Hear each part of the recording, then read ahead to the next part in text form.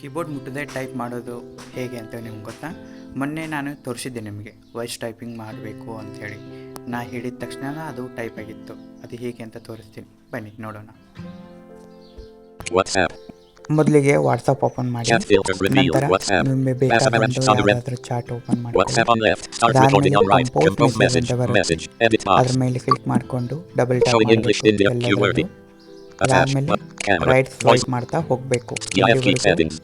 Voice message ಅಂತ ಬರುತ್ತಲ್ಲ, voice typing ಅಂತ ಬರುತ್ತಲ್ಲ, ಅಲ್ಲಿವರೆಗೂ ಡಬಲ್ ಟ್ಯಾಪ್ ಮಾಡಿ ಓಕೆ ಕೊಡಬೇಕು. ಅಲ್ಲಿ ನೋಡ್ಕೋಬೇಕು ನಿಮ್ಗೆ ಯಾವ ಲ್ಯಾಂಗ್ವೇಜ್ ಬೇಕು ಆ ಲ್ಯಾಂಗ್ವೇಜ್. ನಾನು ಲ್ಯಾಂಗ್ವೇಜ್ ಚೇಂಜ್ ಮಾಡ್ಕೊಡ್ತೀನಿ ನೋಡಿ. ಈಗ ಇಂಗ್ಲೀಷ್ ಬರುತ್ತೆ. Hello, how are you? ಇಷ್ಟ ಆದಮೇಲೆ ಟೈಪ್ ಆಗಿದೆ, ಸೆಂಡ್ ಅಂತ ಇರುತ್ತೆ. ಡಬಲ್ ಟ್ಯಾಪ್ ಮಾಡಿದ್ರೆ ಸೆಂಡ್ ಆಗುತ್ತೆ. ಮಾಹಿತಿ ಇಷ್ಟ ಆಗಿದ್ದರೆ ನನ್ನ ಚಾನಲನ್ನು ಸಬ್ಸ್ಕ್ರೈಬ್ ಮಾಡಿ. ನಿಮ್ಮ ಅನಿಸಿಕೆಗಳನ್ನು, ಅಭಿಪ್ರಾಯ ಮತ್ತು ಅನಿಸಿಕೆಗಳನ್ನು ಕಾಮೆಂಟ್ ಮೂಲಕ ತಿಳಿಸಿ.